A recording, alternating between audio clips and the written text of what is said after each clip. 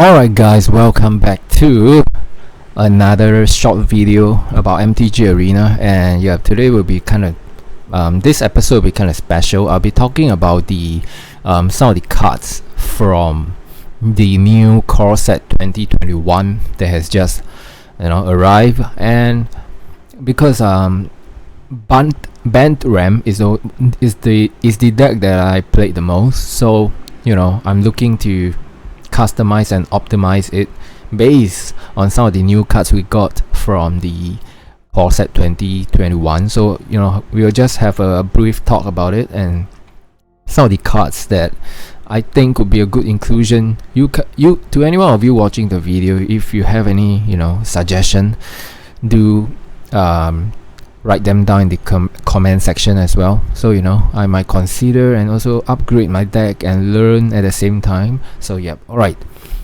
first of all, Jolrael, right? That's the headline that I put. I just managed to play a few games with Jolrael, and actually it's kind of nice, especially I've included this card in my best of one Bant Ramp, which you could see here, BO1. Yeah, I got two separate one is for the sideboarding one, the other one is one for the traditional and one is for BO1. The reason for this is because for BO1 you ran against a lot of mono red, all these quickies deck that they want to get to you fast and stuff. So I'll put 4 copies of Devout Decree to deal against this kind of decks, for BO1, so we could have fun and quick game as well. So that's the difference. Whereas in my traditional, the Devout Decree is mainly in the sideboard. So yep. Okay, talking about Jolrael, this card, right? Whenever we draw our second card each turn, we could create a 2/2 green cat creature token. That alone is an awesome token generator for our Bant Ramp deck, because basically we runs a lot of Growth Spiral, Teferi, and Uro, so we could a lot of time we get to draw an additional card during our turn, and that's what we want to be doing. And this actually rips the value of Jolrael, where we could create a lot of cat creature token and defend or attack against any aggression and stuff. So it's a really solid early game kind of stabilizer, I would call it. So I really enjoy having Jolrael in my Bant Ramp deck nowadays. I mean now. Yeah, just now, because I find that she's really cool, and actually she has another ability for 4 and 2 green mana. Until the end of turn, creature we control have base power and toughness equal to X and X, where X is the number of cards in our hand. So basically we have the ability to tweak all of our creatures into a tweak their attack and toughness into depending on our hand. And sometimes for Bant Ramp we could get a lot of cards in our hand, be it from Dream Trawler or Hydroid Crisis. We could draw a lot, and then basically this second ability is a really nice late game boost to have. So basically this card is like it's like the whole package for us. It has the early game stabilizing factor, and whereas towards the late game we have the crazy damage booster as well for all of our creature on board, even the lands from Nisa and everything. So it's kind of crazy that we get to tweak all of them. Even the cat creature will become like 6 or 7 if we have 7 cards in our hand. It's kind of crazy. So yeah, that's why I think that Jolrael will be a really nice inclusion for our Bant Ramp deck. Of course, some people might have different opinions, or they don't like this kind of decks and stuff, but well, today we are talking about Bant Ramp, so that's all there is to it. So yep.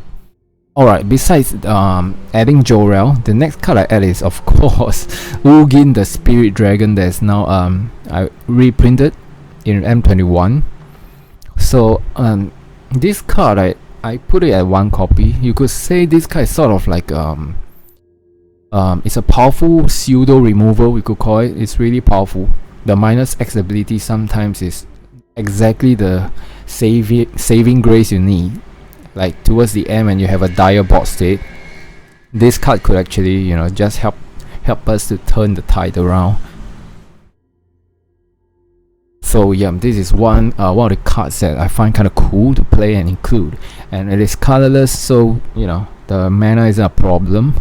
And the only thing you need to be careful is like nowadays some people play the Stone Coil Serpent that is colorless and protection from multicolor, which is kind of annoying.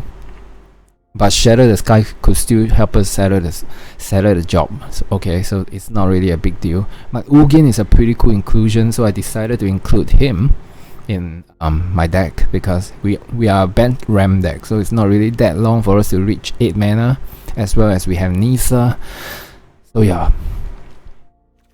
The next let's talk about some of the new cards, right? There's like Mangara, the Diplomat, Mangara. I hope I don't pronounce them wrongly. The best kit is not really for our Bant Ramp deck. It's more like for the what is that? The Winota kind of deck, or the mono white token swinging in kind of deck. You know, the mono white aggro. Yeah, I think that'll be great for those kind of deck. Mangara is pretty cool. 2/4 stats life linker for 4 mana, which is I think it's okay, but it's sort of like on the receiving end of side of card. You know, it's not really that proactive towards like the opponent. You need to wait for them to attack and stuff, then we get the ability off. So not really interesting to me. Actually, the one interesting card that I'm looking at is this Barin Tolarian Archmage. This card is pretty cool because we get to bounce a target creature or planeswalker to the owner hand, and we could bounce our own stuff as well. And bounce our own stuff, we get to draw a card at the beginning of our end step, and this is like a lasting ability. I'm thinking if I should replace at least include one and maybe remove Teferi and stuff, but sadly this card couldn't actually bounce like the Elspeth Conqueror's Death back to our hand like Teferi. So you know, this card is still pondering what card to replace, you know, but it's definitely possible to play this guy. Maybe you could just tweak a little. Oh yeah, I decided to add Leyline of Sanctity as well into our deck because you know it's good against duress, kind of agonizing remorse, even the what is that, the flare deck, can't remember, the Lurus borrows kind of the Flourishing Fox, you know, the Zenith flare deck. Yeah, they can't Zenith flare us and stuff, so having hexproof is pretty nice, especially if we have them in our opening hands. You feel safer. So yep. The Fairy Master of Time, I still haven't decided to craft this guy. I'm still wondering because this Teferi is definitely a very control-y card. Phasing out on our opponent's turn. I'm not really sure how to get that to work, but maybe in the future, you know, when I see that the potential is better and stuff. Okay. Oh, and also Rune Halo is like, I think it's gotta be. It's possible for us to include this card actually now. I come to think of it. Really notice about this card, but oh well, you know, today is just a heads up video for this new set. There's a lot of cool cards though, but for planeswalker wise, not much, you know. MB is maybe it's not even some of them it's not for our format as well, you know. So yeah, there's not much rare and mythic so far from what I see. Like there's a Grim Tutor. Yeah, but for Bant Ramp that much. Yeah, I got a Chandra from the premier draft early on, but yeah. So yeah, that is all for a short video today. Feel free to post your thoughts and comments and stuff if there's any. You know, I'm just making a random video. Hope there's any complaints and stuff, please. So yeah. So far I'm really liking Jolrael, so yeah, as you could see in some of the clips, maybe I'll include in the video. This is pretty fun to play, so yeah. Alright guys, that'll be all for our short video today. Thanks for watching. I hope you have a good playtime and experience with this new core set 2021. And I'll see you guys on. Bye.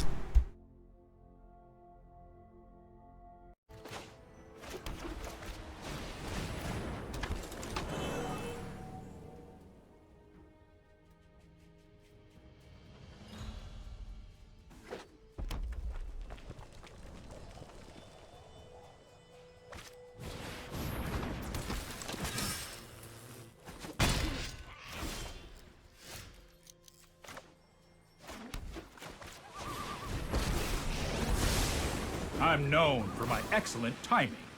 I'll protect you.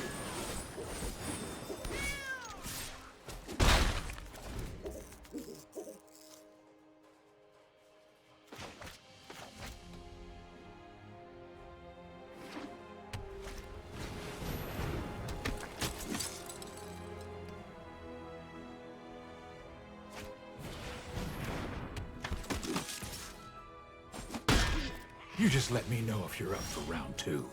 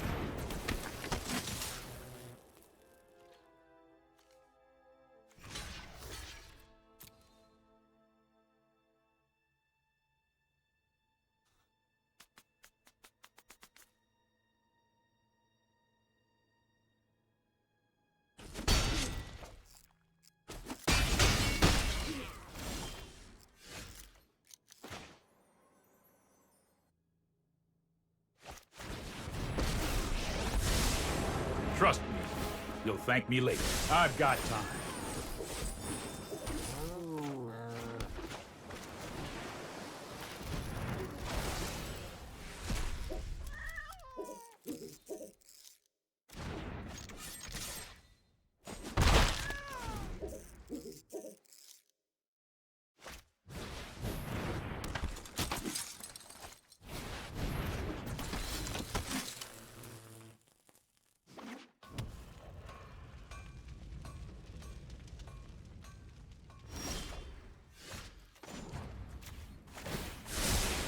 I've got it.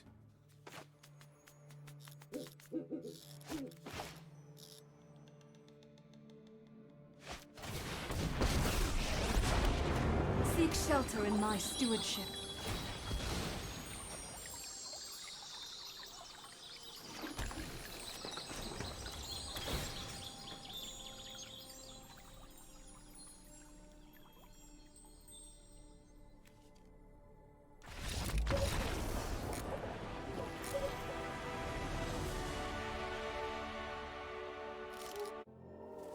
I will protect the virtue of this world. I will aid you. This land, we are all connected.